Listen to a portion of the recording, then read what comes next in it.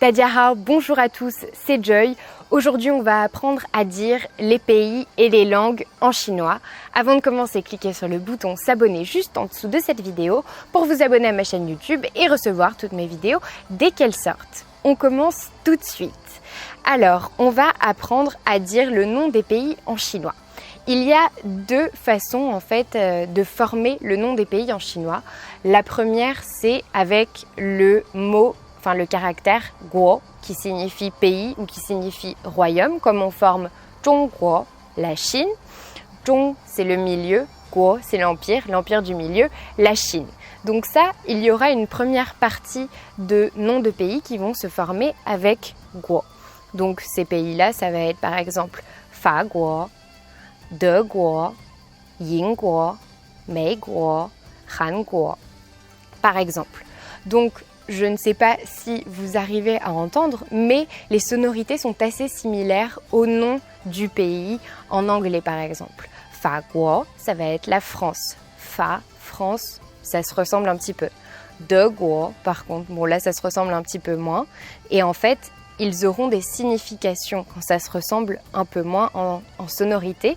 Fa, c'est la loi. Donc le pays de la loi, c'est la France. Deguo, c'est l'Allemagne et c'est le pays de la vertu. De, c'est la vertu. Yinguo, c'est le Royaume-Uni. Là, c'est le pays des courageux, il me semble.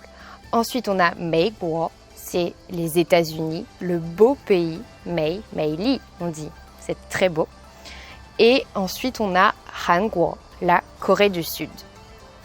Donc ça, ce sont les pays qui se forment avec donc le caractère guo qui signifie pays ou royaume. Ensuite, on a les pays qui se basent plutôt justement sur la prononciation du nom du pays et qui ont été traduits littéralement en chinois. En tout cas, la prononciation a été traduite. Donc on va avoir par exemple la Belgique qui va se dire Bilishi. Ensuite, on a la Suisse, Ruishi. On a l'Italie, Italie. Là, on l'entend très bien sur celui-là. On a l'Espagne, Sibania. Et on a l'Australie, Australia. Évidemment, je ne vous ai pas mis tous les pays, je vous ai donné des exemples pour vous faire un petit peu comprendre comment on a formé ces noms de pays. Donc là, vous voyez que c'est vraiment basé sur les sonorités, le nom du pays, et les noms de pays avec le caractère guo, c'était plus basé sur le sens du caractère qui accompagnait le guo. Donc pour dire qu'on vient d'un pays, on va pouvoir dire « wo shi », le nom du pays, et « ren ». Donc « wo shi zhongguo ren »,« wo shi faguo ren »,« wo shi australia ren ». Je ne sais pas ce que vous voulez, mais donc ça va être cette phrase qu'on va utiliser pour dire qu'on vient d'un pays. La question c'est « ni shi na guo ren ». De quel pays viens-tu, littéralement. Ni shi na guo ren. Ou alors, on peut dire aussi Ni shi cong na li lai de. D'où est-ce que tu viens? Et là, on répond Wo shi cong fa guo lai de. Ou alors Wo shi fa guo ren. Tout est possible. Donc ensuite, on va apprendre à dire les langues de ces pays. Donc d'abord, on a le chinois, vous devez savoir le dire déjà, mais c'est Zhongwen ou alors Hanyu. La langue des Han. Les Han, c'est la plus grande ethnie chinoise. Donc, Zhongwen, par exemple. Ensuite, on a Fayu, c'est le français. Vous voyez qu'on a repris le Fa de Faguo et qu'on a remplacé Guo par Yu, qui signifie langage. Fayu. La langue de la France, c'est le français. Yingyu, c'est l'anglais. Deyu, l'allemand. Sibania Yu, l'espagnol, Italie, l'italien, et Putaoya, c'est le portugais.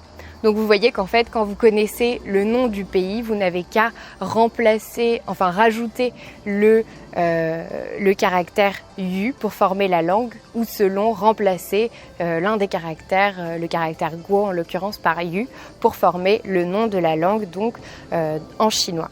Donc vous voyez que c'est assez simple finalement de retenir le nom des pays. Ce que je vous encourage à faire, c'est quand vous voyagez, essayez de chercher sur Pléco par exemple comment s'appelle le pays dans lequel vous allez. Comme ça au fur et à mesure vous allez pouvoir les retenir. Ou si vous lisez des petits articles, vous allez au fur et à mesure apprendre des noms de pays. Pour le moment, vous pouvez en apprendre une dizaine pour au moins savoir parler des pays qui vous intéressent, entre guillemets, et pouvoir vous exprimer comme vous le souhaitez. Après, c'est pas important de connaître tous les noms des pays, mais c'est bien de connaître les noms des principaux pays pour, si on vous en parle, pouvoir les entendre, les reconnaître et en parler à votre tour. Voilà, c'est tout pour cette vidéo, j'espère que ça vous a plu. Si c'est le cas, aimez-la, partagez-la, dites-moi en commentaire en chinois dans quel pays vous êtes déjà allé. Abonnez-vous à ma chaîne YouTube et moi je vous dis à bientôt pour une autre vidéo.